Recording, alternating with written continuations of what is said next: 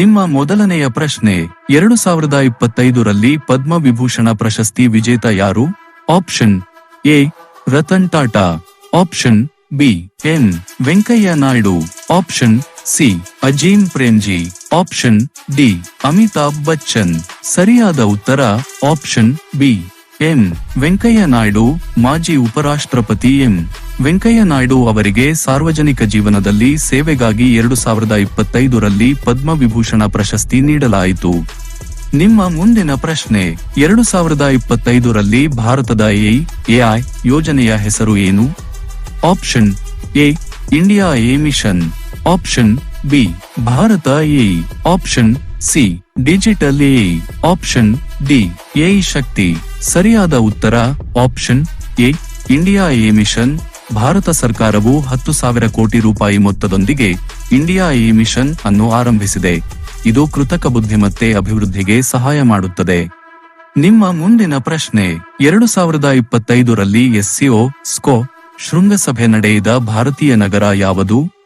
Option A Ahmedabad, option B Hyderabad, option C Varanasi, option D Lucknow. ಸರಿಯಾದ ಉತ್ತರ option C Varanasi. 2025ರಲ್ಲಿ ವಾರಾಣಸಿಯಲ್ಲಿ SCO ಶೃಂಗಸಭೆ ಆಯೋಜನೆಯಾಗಿ ಭಾರತ ತನ್ನ ಮಿತ್ರ ರಾಷ್ಟ್ರಗಳೊಂದಿಗೆ ರಾಜತಾಂತ್ರಿಕ ಸಂಬಂಧಗಳನ್ನು ಬಲಪಡಿಸಿದೆ. ನಿಮ್ಮ ಮುಂದಿನ ಪ್ರಶ್ನೆ 2025ರ ವೇಳೆಗೆ ಒಡಿಶಾದ ನೂತನ ಮುಖ್ಯಮಂತ್ರಿ ಯಾರು? Option A Naveen Patnaik, option B Dharmendra Pradhan, option C Jayanarayan Mishra, option D Pradeep Panigrahi. ಸರಿಯಾದ ಉತ್ತರ ಆಪ್ಷನ್ ಬಿ ಧರ್ಮೇಂದ್ರ ಪ್ರಧಾನ್. 2024ರ ವಿಧಾನಸಭೆ ಚುನಾವಣೆಯಲ್ಲಿ ಗೆದ್ದು ಧರ್ಮೇಂದ್ರ ಪ್ರಧಾನ್ ಅವರು ನವೀನ್ ಪಟ್ನಾಯಕ್ ಅವರ ದೀರ್ಘಕಾಲದ ಅಧಿಕಾರವನ್ನು ಅಂತ್ಯಗೊಳಿಸಿದರು. ನಿಮ್ಮ ಮುಂದಿನ ಪ್ರಶ್ನೆ ಹಸಿರು ಕ್ರೆಡಿಟ್ ಕಾರ್ಯಕ್ರಮ ಗ್ರೀನ್ ಕ್ರೆಡಿಟ್ ಪ್ರೋಗ್ರಾಂ ಆರಂಭಿಸಿದ ಸಂಸ್ಥೆ ಯಾವುದು? Option A NITI Aayog, option B ಪರಿಸರ ಸಚಿವಾಲಯ, option C reserve bank, option D NABARD. ಸರಿಯಾದ ಉತ್ತರ ಬಿ ಪರಿಸರ ಸಚಿವಾಲಯ. ಈ ಕಾರ್ಯಕ್ರಮವು ಹಸಿರು ಚಟುವಟಿಕೆಗಳಿಗೆ ಪ್ರೋತ್ಸಾಹ ನೀಡಲು ಆರಂಭಿಸಲ್ಪಟ್ಟಿದೆ. ಸಾರ್ವಜನಿಕರು ಮತ್ತು ಸಂಸ್ಥೆಗಳಿಗೆ ಪರಿಸರ ಕಾಯ್ದುವಲ್ಲಿ ಉತ್ಸಾಹ ಹೆಚ್ಚಿಸಲು ಉದ್ದೇಶಿತವಾಗಿದೆ.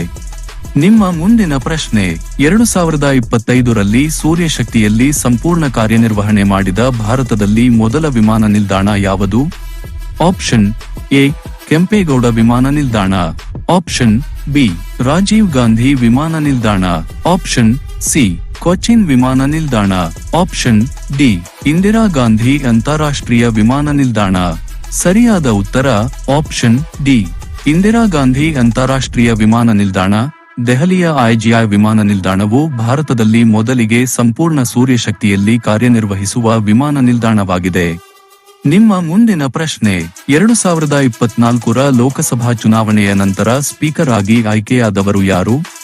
Option A Om Birla, option B Rajendra Agarwal, option C Arjuna Ram Meghwal, option D Meenakshi Lekhi. ಸರಿಯಾದ ಉತ್ತರ ಆಪ್ಷನ್ ಸಿ ಅರ್ಜುನ ರಾಮ್ ಮೇಘವಾಲ್. 2024ರ ಚುನಾವಣೆಯ ನಂತರ ಲೋಕಸಭಾ ಸ್ಪೀಕರ್ ಆಗಿ ಅರ್ಜುನ ರಾಮ್ ಮೇಘವಾಲ್ ಅವರು ಆಯ್ಕೆಯಾದರು. ನಿಮ್ಮ ಮುಂದಿನ ಪ್ರಶ್ನೆ ಮಹಿಳೆಯರಿಗೆ ಉಚಿತ ಬಸ್ ಪ್ರಯಾಣ ನೀಡಲು ಶಕ್ತಿ ಸ್ಮಾರ್ಟ್ ಕಾರ್ಡ್ ಆರಂಭಿಸಿದ ರಾಜ್ಯ ಯಾವುದು? Option A Maharashtra, option B Karnataka, option C Tamil Nadu, option D Delhi. ಸರಿಯಾದ ಉತ್ತರ ಆಪ್ಷನ್ ಬಿ ಕರ್ನಾಟಕ.